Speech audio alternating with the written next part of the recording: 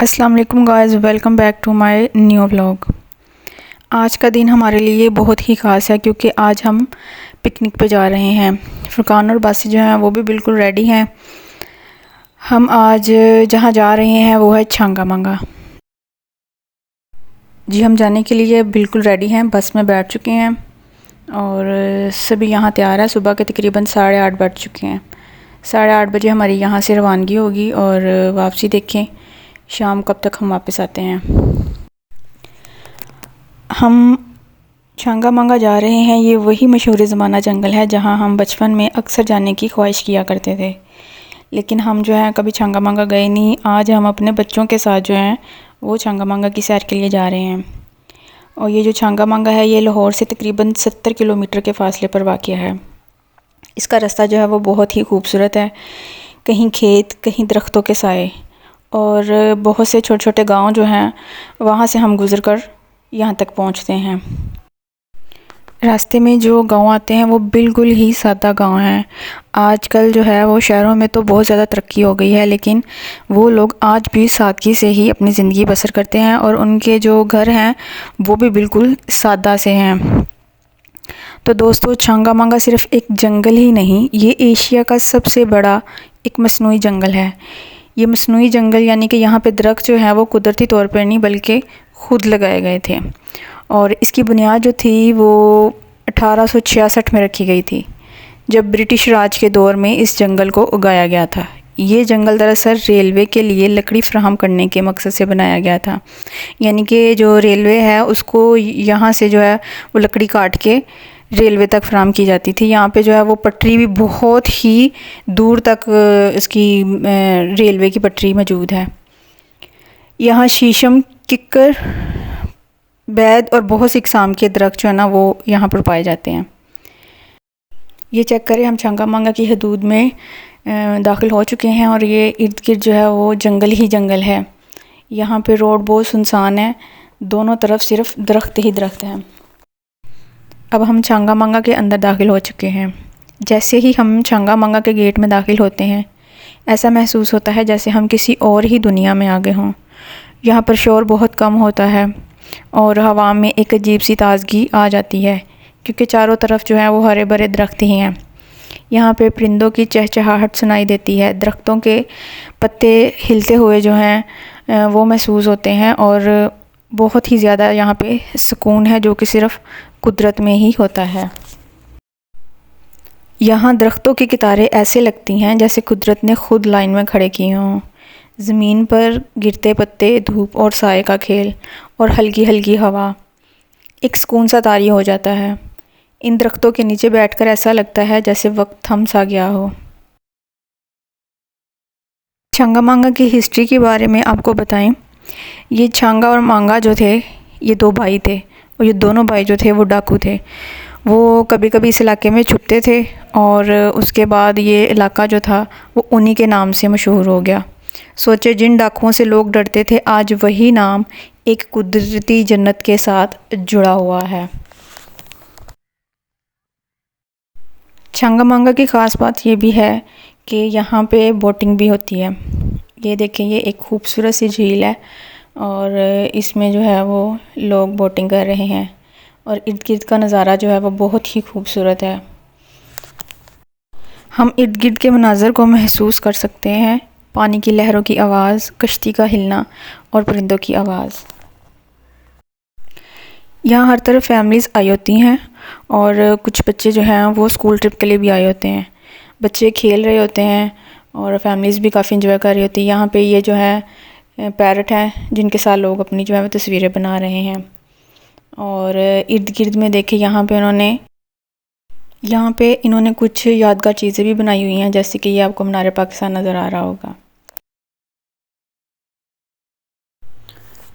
यहाँ पर एक ट्रेन भी चलती है, लेकिन वो सबसे पहले बुक करवानी पड़ती है, यानी कि वो ट्रेन जब फुल होगी और फिर ही ये यहाँ पे हमें सैर करवाने के लिए जाती है। छांगा मांगा का जंगल जो है वो बहुत ही बड़ा है, लेकिन इन्होंने हमें कुछ ही फासले का हमें यहाँ की सैर करवाई और उसके बाद हमें ये वापस ले आए।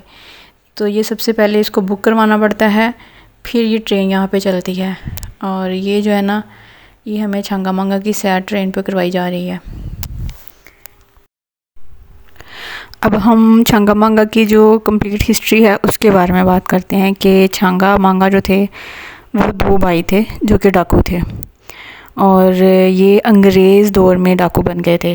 वो ब्रिटिश राज के जुल्म के ख़िलाफ़ थे, इसलिए जंगलों में छुपकर लूट मार करते थे, और उनकी जो पनाहगाह थी वो यही इलाके थे, और वक्त के साथ ये पूरा इलाका उन्हीं के नाम से मशहूर हो गया। छांगा मांगा का जंगल जो था वो 1866 में अंग्रेज़ों ने उगाना शुरू किया। उस वक्त अंग्रेज़ों को रेलवे की पटरियों और दीगर इंफ्रास्ट्रक्चर के लिए बड़ी तादाद में लकड़ी की ज़रूरत पड़ती थी। चूँकि कुदरती जंगलात वहाँ बहुत कम थे, इसलिए उन्होंने फ़ैसला किया कि एक मसनूई जंगल बनाया जाए।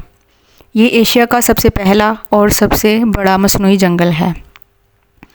छांगा मांगा में ख़ास तौर पर वो दरख्त उगाए जाते हैं जिनकी लकड़ी मजबूत और कारआमद हो, जैसे कि शीशम, किकर, फरोस, बैग और सफ़ेदा।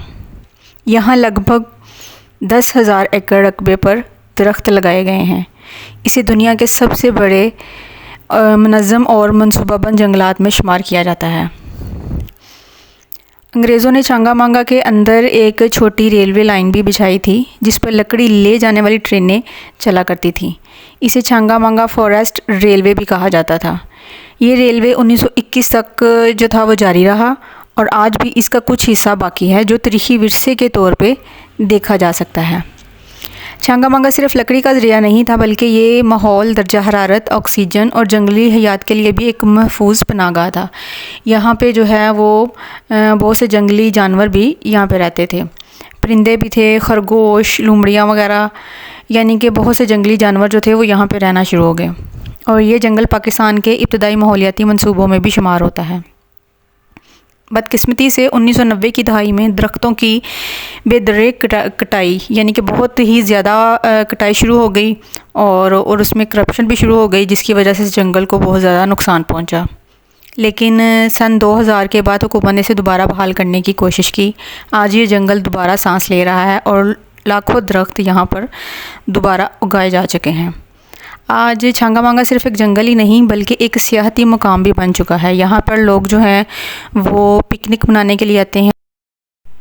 स्कूल जो है वो बच्चों को पिकनिक के लिए लेके आते हैं, और बहुत सी फैमिलीज़ भी यहाँ पे आती हैं, और जो फैमिलीज़ आती हैं वो घर से अपना खाना जो है यहाँ पर लेकर आते हैं, और जगह जगह पर यहाँ पर आपको फैमिलीज़ नज़र आएंगी कि वो खाने तैयार कर रहे हैं और साथ में जो है वो इस माहौल को एंजॉय भी कर रहे होते हैं। छांगा मांगा हमें ये सबक सिखाता है कि अगर इंसान चाहे तो रेगिस्तान को भी बाग में बदल सकता है। ये जंगल सिर्फ दरख्तों का ही मजमुआ नहीं बल्कि एक तरीक़ है, एक सबक है और एक उम्मीद है। आएँ कुदरत को बचाएं और ऐसे हसीन मकामात की कदर करें। तो ये मुख्तसर सी छांगा मांगा की हिस्ट्री है। ये हिस्ट्री मैंने कहीं पढ़ी थी तो सोचा आप लोगों के साथ भी इसे शेयर किया जाए कि ये जंगल जो है ये कैसे बना। ये कुदरती नहीं बल्कि एक मसनूई जंगल है। अब शाम हो चुकी है और हमें वापसी का रास्ता भी लेना है। यहाँ पे बच्चों ने और हम सब ने जो है वो बहुत ज़्यादा इंजॉय किया। यहाँ पे काफ़ी ज़्यादा बच्चे खेले, और शाम का वक्त हो चुका है, और वैसे भी रात के टाइम ये पार्क जो है शायद बंद हो जाती होगी, अंधेरा होने वाला है, तो इसलिए हम जो है यहाँ से वापस जा रहे हैं। सफ़र भी लंबा है। चलें जी, काफ़ी रात हो गई और हम यहाँ पर जो है वो पहुँचने ही वाले हैं। उम्मीद है कि आपको आज का व्लॉग जो है वो पसंद आया होगा। अगर पसंद आया है तो इसे लाइक करें और शेयर करना ना भूलें, और हमारे चैनल को ज़्यादा से ज़्यादा सब्सक्राइब करें, और बेल आइकन के बटन को दबाना मत भूलें ताकि हर आने वाली नई वीडियो का नोटिफिकेशन जो है वो आपके पास पहुंचता रहे, और ऐसी ही अच्छी अच्छी वीडियोस जो है वो हम आपके लिए बनाते रहें। तो मिलते हैं अगले व्लॉग में। अल्लाह हाफिज़।